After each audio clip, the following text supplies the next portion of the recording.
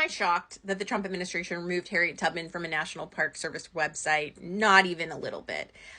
But I'm extra frustrated because on top of that, now the mental gymnastics, the gaslighting they're doing to try to convince us that this was a unifying effort makes me want to film a corrective video for social media, because I had to erase what I just said because I would have gotten banned. You can and you should go read the articles about what was specifically taken down and how it was replaced with a theme of like black and white cooperation. Like as if white people existed back then and on the regular were helping people like Harriet Tubman escape enslavement that their people were doing. Like, it's madness. If you need a relatable context for this to bring back to Facebook for your pasty Christian friends, what you can tell them is, imagine if there was a website about the crucifixion and the resurrection and Jesus was like casually mentioned like on page 3 with his picture, like amongst other people. Like, yeah, that guy was there, I guess. What?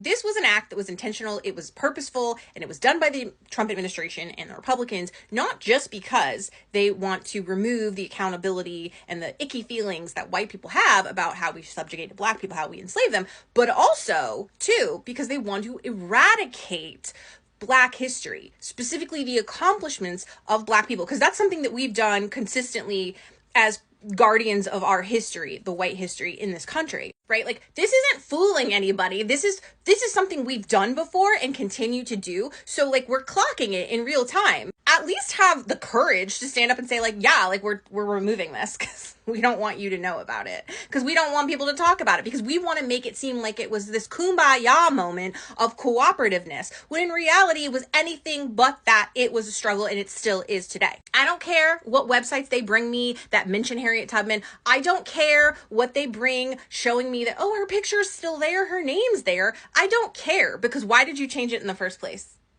What's the justification for that? Why are you changing history? Why are you removing someone that was the key historic figure at the time?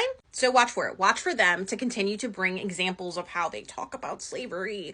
But it's all done in the context to make white people look better, right? And to eliminate the influence of black people, as has been done for the entirety of our history. And it needs to be spoken about. And I'm sure that there are going to be other people on this app and many other apps that are going to do longer episodes on this, really deep dives, and you should definitely watch it, and you should definitely share and repost those. But I'm bringing this to you just because I know it needed to be said. I didn't have a lot of time to film a video, but it's important and we should all be talking about it. Keep bringing these examples to your members of Congress, to your politicians, to anybody that will listen, because the louder we are, the less likely they are to get away with it. And we also need to counter their rhetoric that's on these websites. We have to counter it with our own. As many voices as we can get to share the intentionality of this, the damaging effects of this, the specific violence that is this, the better. We need to do as much of that as we can. Thank you. Bye.